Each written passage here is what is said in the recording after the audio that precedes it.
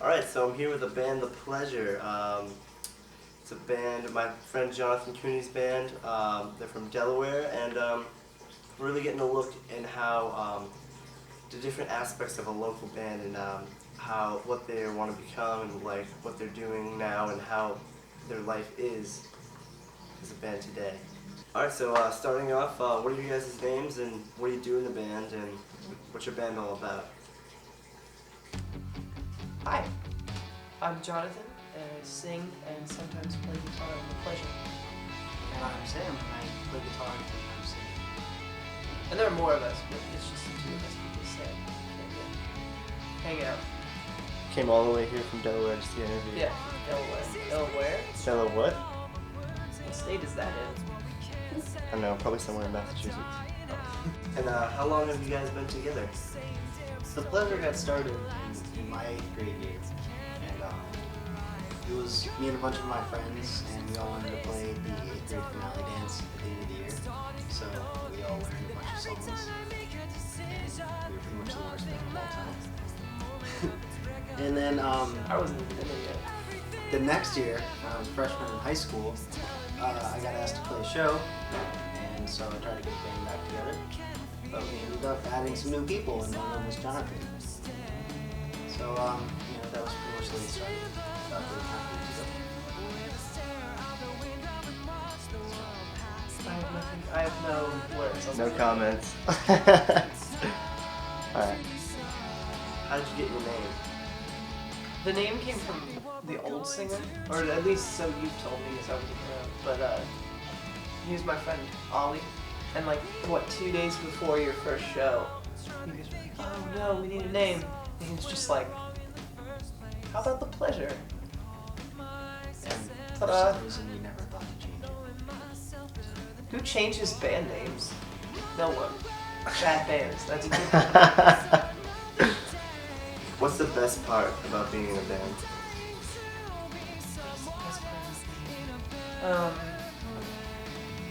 Sharing nights with friends. Yeah.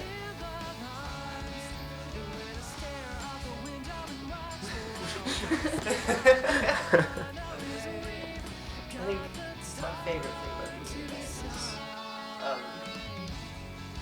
really the whole package. I love playing shows and I love recording. You're better at recording and mixing and stuff than me, but it's still really fun. Everything's really different, but it's all really fun. I think- It's probably the best part. I think my favorite thing is when we're done playing a show and we're loading all of our gear off stage to make room for the next one of the show. People they won't wait to come up to us if we play really well. Wow, you guys are really good. And we'll be like, oh, thanks. Yeah. So it's a really good feeling to know that people like the music that we make. What do you think the worst part about being in a band is? The worst thing about being in a band is, Sharing nights with friends. yeah, sharing business. Or, being poor constantly. Yeah. We don't make any money. Any money that we make goes into the band. That's it. Because we don't get paid a lot. We should probably start asking for money. I think the worst part about being in a band is I like loading in. It's so exciting. We get to play shows. Okay. It's like my only form of working out. So it's like an adrenaline rush for me to take drums and amps and stuff and put them in the back. Get big quick.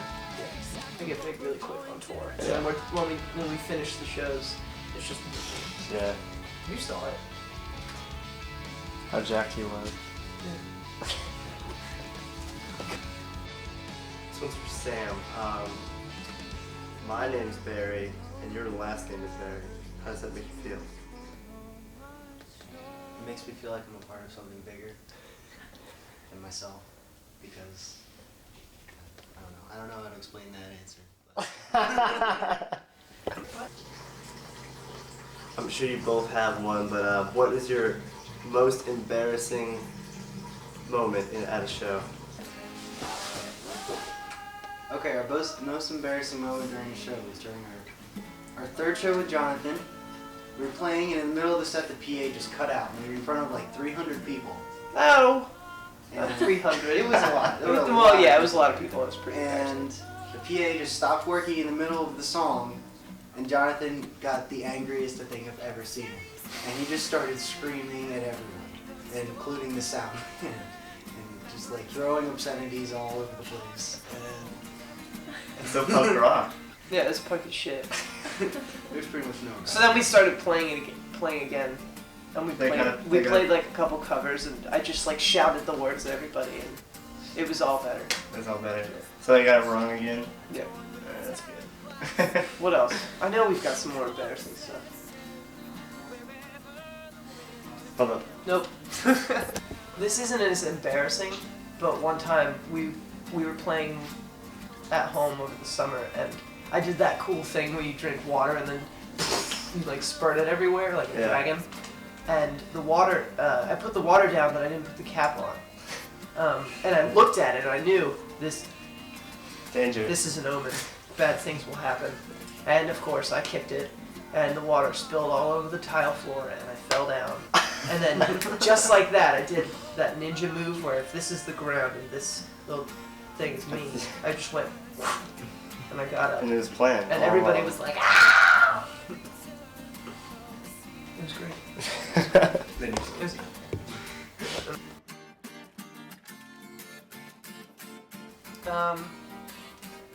I like the Grange. It's this place in our hometown, but we don't really get to play there anymore just because we don't get booked there. And pretty much any church, if we get to play in their basement, church halls are cool. Playing here at Arcadia is fun. We've played here 3 times, and it's always been good. People seem to like us here. I like playing Steitler because it's a big stage and we get a lot of room to move. What else? We play big venues sometimes, but I mean, it's usually kind of weird because the thing about playing like an actual venue is that nobody cares about you unless you're the headliner. It's like you have 30 seconds to get all of your stuff on stage. Go now, and then you do. And they kind of like put microphones where they're kind of supposed to be, and the sound guy's like, you know, I don't know, he mixes with his feet or something, so it sounds terrible and can't hear anything out of the monitors. And that's usually like what it's like to play in a bigger venue, but those shows are also kind of fun. Do you remember when we played in the Starlight Ballroom? Yeah. Really? We played. I don't know if it's still called that, but it's like the Starlight Ballroom or Club Solaris or something. Polaris. Thank you, mysterious voice. The ghost of interviews It's past. right near the Electric Factory, and we played for About no one. 6 people. Yeah, and For those no 6 one. Yeah, we played for 6 people, and those 6 people were our parents. And That's so underground. it was underground. And the bass drum sounded like claps of thunder. And I couldn't see the far wall because of the lights in my eyes. And on stage, it felt like a big deal. But then you looked at the floor, and the fact that you could see your reflection in the shiny floor meant that no one was there. Someday we'll play there again with people. It'll be fun.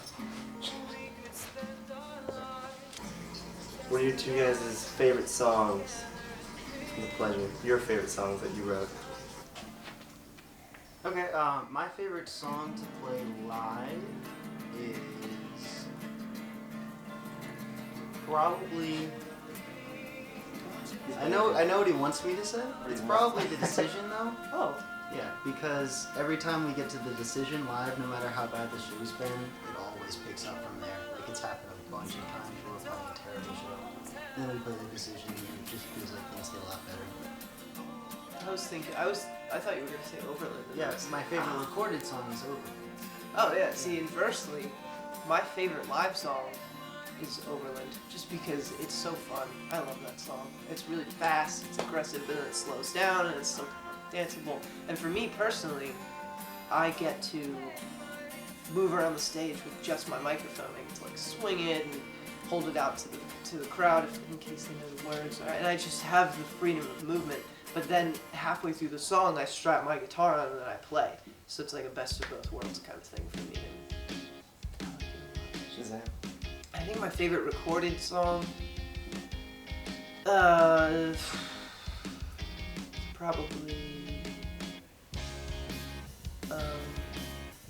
either Overland or Necklace of Blood. And all this music is available on iTunes today. And now it's a commercial. Now it's a commercial. What was your proudest moment as a band, would you say? I think our proudest moment as a band was the tour that we booked ourselves, or that Sam booked ourselves himself. Yeah, like we didn't have any help aside from bands that we knew booking this tour. We piled into my car and we drove up to Newport, Rhode Island, which is like the nicest beach town ever. We're never gonna be able to tour this way again. But we stayed in this super ritzy, like 2-floor suite in a hotel that had to be worth like $400 a night at least. We did it for free. I did it for free. Yeah. It's great, yeah. Or Music. on a smaller scale, I think just having people know the words to our songs and singing them at shows. I just, yeah. The first time that we knew that someone was singing along, was it Or you talking about something? Sunflowers, yeah. When we Well, played, our old single. yeah, When we played it live at this show, there were a lot of people there in town. And we didn't expect anybody to know us. We got that song, and everybody started singing.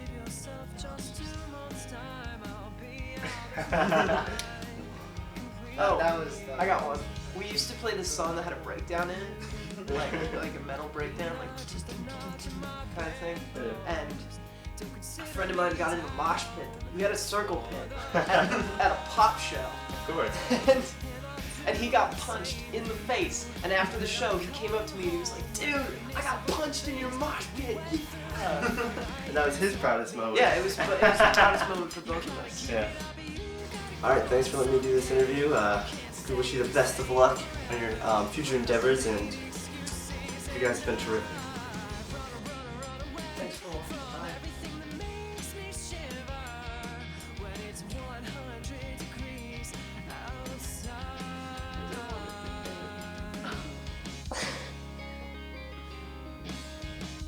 Really?